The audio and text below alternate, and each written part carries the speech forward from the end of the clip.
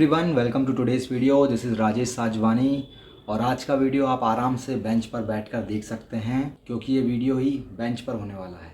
जी हाँ, मैं बात कर रहा हूँ आईटी इंडस्ट्री के बेंच सिस्टम की, बेंच पीरियड की। तो बेंच क्या होती है, बेंच सिस्टम क्या होता है, कंपनीज क्यों एम्प्लॉयज़ को बेंच पर रखती हैं, कितने टाइम तक आप बेंच पर रह सकते हैं, कितने टाइम तक बेंच पर रहना सेफ है, कब आपको अलर्ट हो जाना चाहिए, और जब आप बेंच पर रहते हैं तो आपकी सैलरी और हाइक पर क्या इफेक्ट होता है। लास्ट बात करूंगा what should you do and what should not to do while you are on bench. तो क्या आपको करना चाहिए, क्या नहीं करना चाहिए, वो भी मैं आपसे डिस्कस करने वाला हूँ इस वीडियो में।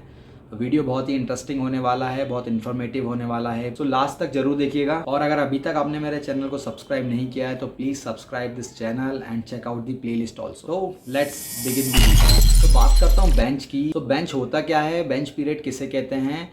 तो जब आप किसी कंपनी में होते हैं, किसी कंपनी के एम्प्लॉय होते हैं, बट आप किसी प्रोजेक्ट में टैग नहीं होते, आप कंपनी के लिए कोई रेवेन्यू जनरेट नहीं करते हैं, रेवेन्यू जनरेशन में कंट्रीब्यूट नहीं करते हैं, आप कंपनी से सैलरी लेते हैं, फैसिलिटी लेते हैं, सो आप स्वैप इन करते हैं, स्वैप आउट करते हैं, डेली कंपनी में अपनी अटेंडेंस लगाते हैं, बट आप कंपनी के लिए कोई रेवेन्यू जनरेट नहीं करते हैं, आप किसी प्रोजेक्ट में टैग नहीं होते हैं। तो ये जो पीरियड होता है, ये जो आपका फ्री टाइम होता है, इसे ही बेंच कहा जाता है, बेंच पीरियड कहा जाता है। तो अगर एग्जांपल के थ्रू समझाऊं, जैसे क्रिकेट टीम में 11 प्लेयर होते हैं, बट कुछ एक्स्ट्रा प्लेयर भी होते हैं जो मैच नहीं खेलते हैं, बट वो टीम का पार्ट होते हैं, वो टीम की सारी फैसिलिटी यूज करते हैं, और जहां जहां मैच होते हैं वहां जाने का उन्हें एक्सेस होता है, वो ग्राउंड पर रहते हैं, बट वो मैच नहीं खेलते। तो सेम आप रिलेट कर सकते हैं आईटी के बेंचिंग सिस्टम से। तो आप जहां जहां आपका ऑफिस में एक्सेस है, जिस लोकेशन पे एक्सेस है, आप वहां के ऑफिस को एक्सप्लोर कर सकते हैं। तो आप चाय कॉफी सब ले सकते हैं, आप सैलरी भी लेते हैं और भी आप बाकी सारी फैसिलिटीज लेते हैं, बट आप प्रोजेक्ट में नहीं होते, आप ग्राउंड पे नहीं होते, बट आप कंपनी का पार्ट होते हैं। अब बात करता हूँ why companies having bench system. तो कंपनीज बेंच पे क्यों रखती हैं एम्प्लॉयज को, कंपनी के पास ये बेंच सिस्टम है क्यों। तो बेसिकली अगर इसको भी आप मैच के एग्जांपल से समझेंगे तो एक्स्ट्रा प्लेयर्स को क्यों रखा जाता है। तो अगर कोई प्लेयर जो मैच खेल रहा है वो इंजर्ड हो जाता है या कोई परफॉर्मेंस नहीं दे पा रहा है, तो उसको रिप्लेस करते हैं एक्स्ट्रा प्लेयर से। सो सेम आईटी में भी अगर किसी प्रोजेक्ट से कोई एम्प्लॉय बाहर जा रहा है या कुछ परफॉर्मेंस नहीं हो रही है या कंपनी से ही बाहर जा रहा है, सो उस एम्प्लॉय का रिप्लेसमेंट आपको बेंच से ही मिल जाएगा, क्योंकि बेंच पर डिफरेंट स्किल सेट के, डिफरेंट एक्सपीरियंस के बंदे होते हैं कंपनी के पास, जो किसी भी प्रोजेक्ट को क्विकली ज्वाइन कर लेते हैं, उनकी प्रोजेक्ट में ऑनबोर्डिंग बहुत इजी होती है। सो इसके लिए अलग से कंपनी को रिक्रूटमेंट प्रोसेस स्टार्ट नहीं करना पड़ता है, फिर से इंटरव्यूज होंगे, बहुत सारी कॉस्ट इन्वॉल्व होगी, उसमें बैकग्राउंड वेरिफिकेशन होगा, देन बाहर से एम्प्लॉय रिक्रूट होगा और मे बी वो हाई पैकेज डिमांड कर सकता है। सो इन सब से बचने के लिए कंपनीज के पास बेंचिंग सिस्टम होता है, बेंच होती है। तो सर्विस बेस्ड कंपनी के पास बहुत सारे प्रोजेक्ट पाइपलाइंस में भी रहते हैं। सो जैसे ही कुछ प्रोजेक्ट स्टार्ट होने को रहते हैं तो उस टाइम पे रिक्रूटमेंट प्रोसेस स्टार्ट करना, रिक्रूटमेंट प्रोसेस से लेकर बैकग्राउंड वेरिफिकेशन तक का टाइम प्लस कॉस्ट, तो ये दोनों चीज़ों से बचने के लिए वो बेंच से अपने स्किल सेट के, अपने प्रोजेक्ट की जो भी उनकी कॉस्ट है, जो बजट है प्रोजेक्ट का, उसके अकॉर्डिंग डिफरेंट पैकेज के भी एम्प्लॉय रहते हैं बेंच पे। तो स्किल सेट के जो भी मैच होता है वो उस एम्प्लॉय को ऑनबोर्ड इजीली कर लेते हैं प्रोजेक्ट में और वो प्रोजेक्ट में टैग हो जाता है। अब बात करते हैं how long can you be on bench. So bench पर आप कितने टाइम तक सेफ रह सकते हैं। बेंच पर तो ऐसा है कि the longer you are on bench the more closer to exit. तो जितना लंबा टाइम आप बेंच पे रहेंगे उतना ही आपके एग्जिट होने के चांसेस ज्यादा रहेंगे। सो बेंच पर ज्यादा लंबे टाइम तक रहना तो सेफ नहीं है। तो मैं आपको कहूंगा कि अगर आपको 2 से 3 मंथ, जब आपका 3rd मंथ बेंच पर है, स्टार्ट हो रहा है, देन आपको अलर्ट हो जाना चाहिए, आपको अपॉर्चुनिटी फाइंड करना स्टार्ट कर देना चाहिए उस टाइम से, विद इन दी कंपनी और आउटसाइड दी कंपनी ऑल्सो। जहां आपको अच्छी अपॉर्चुनिटीज दिख रही है वो आपको ग्रैब करनी चाहिए, क्योंकि मोस्टली सर्विस बेस्ड कंपनी में जो बेंच पीरियड रहता है वो 2 to 3 मंथ का ही रहता है। जैसे बात करूं कैपजेमिनी की, एक्सेंचर की, एचसीएल की, कॉग्निजेंट, इन्फोसिस, तो यहाँ पर विद इन 2-3 मंथ जो भी एम्प्लॉयज हैं वो सेटल हो जाते हैं किसी न किसी प्रोजेक्ट में, अगर वो एक्सपीरियंस है। बट ये टाइम सबके लिए फिट नहीं है। सी बहुत से एम्प्लॉयज को 5 to 6 मंथ तक भी बेंच पर रहना पड़ता है, क्योंकि ये डिपेंड करता है उनके एक्सपीरियंस पे, उनकी स्किल सेट पे, कि कौन सी स्किल सेट किस प्रोजेक्ट से मैच कर रही है, कहाँ उनके लिए परफेक्ट रिक्वायरमेंट है, और कंपनी के पास प्रोजेक्ट की पाइपलाइंस कितनी है, कहाँ वो फिट बैठ सकते हैं। तो बहुत सारे सिनेरियोज होते हैं बेस्ड ऑन उसकी बेंच टाइम बढ़ भी सकता है। तो जैसे कुछ कंपनीज में तो कुछ एम्प्लॉय 6 to 8 मंथ भी बेंच पे रहे हैं, तो कुछ कंपनी में तो 1 साल भी बेंच पर ही एम्प्लॉयज ने काटा है।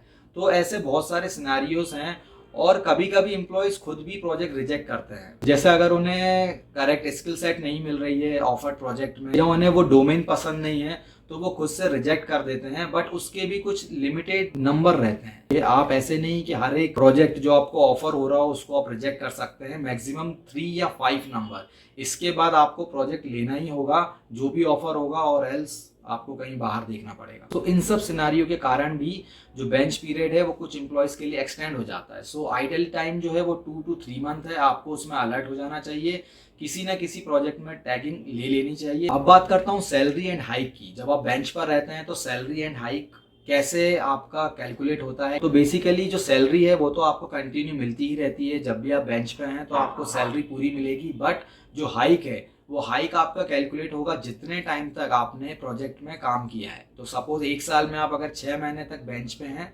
और 6 महीने तक आप किसी प्रोजेक्ट में टैग थे, तो जो आपका हाइक है वो कैलकुलेट होगा उस 6 मंथ पे जब आपने जिस प्रोजेक्ट पे वर्क किया है। तो जो आपका वर्क है, जो आपका कंट्रीब्यूशन था कंपनी के रेवेन्यू के लिए, तो उसके बेसिस पे आपका हाइक, आपकी परफॉर्मेंस वहाँ डिसाइड होती है। तो जो आपका बेंच पीरियड है वो आपके परफॉर्मेंस के लिए काउंट नहीं होगा, क्योंकि उसमें आपने कुछ किया ही नहीं है। बेसिकली आप वहाँ पे आइडल हैं। तो इसीलिए जो आपका हाइक है वो या तो आपको डिफॉल्ट हो सकता है, डिफॉल्ट रेटिंग हो सकती है, या कुछ सिनारियो में तो 0 हाइक भी हो सकता है। तो अब बात करता हूँ what should you do and what should not to do. तो पहले देखते हैं व्हाट शुड यू डू। तो अगर आप बेंच पर हैं तो आप सबसे पहले तो जो भी आपका रिसोर्स मैनेजर है उससे आप कंटिन्यू कनेक्टेड रहिए। तो कुछ भी अपडेट है प्रोजेक्ट में ओपनिंग से रिलेटेड, तो वो रिसोर्स मैनेजर्स को आइडिया रहता है, उन्हें पता रहता है, तो वो आपको इन्फॉर्म कर सकते हैं। तो पहला वर्क तो ये है कि आप अपने रिसोर्स मैनेजर से कंटिन्यू कनेक्टेड रहें। सेकंड, आप अपॉर्चुनिटी फाइंड करें। तो आपके विद इन दी ऑर्गेनाइजेशन जितने भी प्रोजेक्ट हैं डिफरेंट डिफरेंट डोमेन के हैं, वहाँ आप अपनी अपॉर्चुनिटी को सर्च कर सकते हैं कि कहाँ ओपनिंग स्टार्ट है। इसके लिए आप अपने रिसोर्स मैनेजर से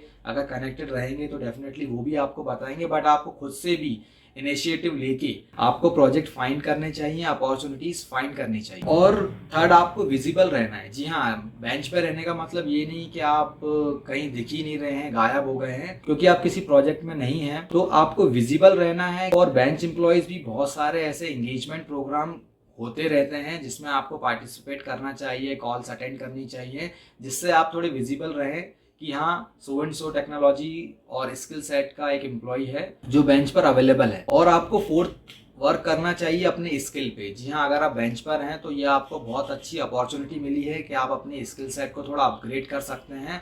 बहुत सारे कोर्सेस हैं, बहुत सारे ऑनलाइन कोर्सेस हैं जो companies free of cost provide करवाती हैं।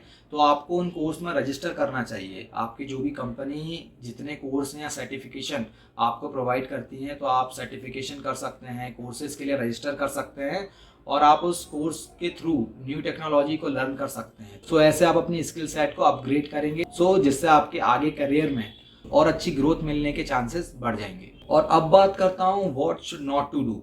तो what should not to do में तो मैं ये कहूँगा कि आपको चैंपियन नहीं बनना है। जी हाँ, बेंच पर रहते हुए बहुत से लोग चैंपियन बन जाते हैं। आपने देखे होंगे चैंपियन कैरम के, टीटी के, बैडमिंटन के, फुटबॉल के। और चैंपियन की एक और कैटेगरी है मूवीज और सीरीज।